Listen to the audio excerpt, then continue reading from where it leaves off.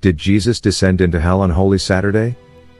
Answers from the Catholic Catechism about what the Apostles' Creed says of Jesus. He descended into hell, was crucified, died and was buried. He descended into hell and rose again.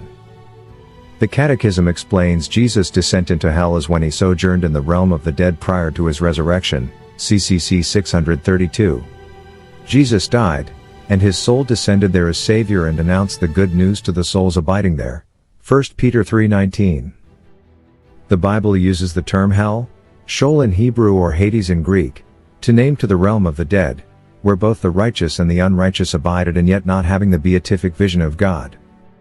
In Luke 16:22-26, Jesus explains the righteous realm is Abraham's bosom. It is precisely these holy souls, who awaited their Savior in Abraham's bosom, whom Christ the Lord delivered when he descended into hell, CCC 633. The harrowing of hell was commemorated in the liturgical calendar on Holy Saturday. The Catholic Encyclopedia explains, the story first appears clearly in the Gospel of Nicodemus in the section called the Acts of Pilate, which also appears separately at earlier dates within the Acts of Peter and Paul. St. Paul teaches, Ephesians 4, that before ascending into heaven Christ also descended first into the lower parts of the earth, and St. Peter still more clearly teaches that being put to death indeed, in the flesh, but enlivened in the Spirit, Christ went and preached to those souls that were in prison, which had been some time incredulous, when they waited for the patience of God in the days of Noah.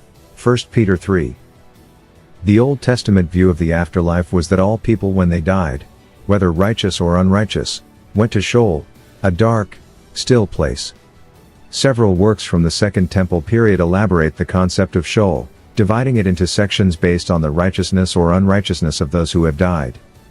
The New Testament maintains a distinction between Sheol, the common place of the dead, and the eternal destiny of those condemned at the final judgment, variously described as Gehenna, the outer darkness, or a lake of eternal fire. It is principally on the strength of these scriptural texts, harmonized with the general doctrine of the fall and redemption of mankind, that Catholic tradition has defended the existence of the limbus patrum as a temporary state or place of happiness distinct from purgatory.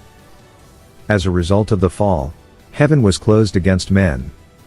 Actual possession of the beatific vision was postponed, even for those already purified from sin, until the redemption should have been historically completed by Christ's visible ascendancy into heaven. Consequently, the just who had lived under the old dispensation, and who, either at death or after a course of purgatorial discipline, had attained the perfect holiness required for entrance into glory, were obliged to await the coming of the incarnate Son of God and the full accomplishment of his visible earthly mission. Meanwhile they were in prison, as St. Peter says, but, as Christ's own words to the penitent thief and in the parable of Lazarus clearly imply, their condition was one of happiness, notwithstanding the postponement of the higher bliss to which they looked forward. And this, substantially, is all that Catholic tradition teaches regarding the limbus patrum, sometimes referred to as hell. Please subscribe to Catholic News World's YouTube channel. Thanks and God bless.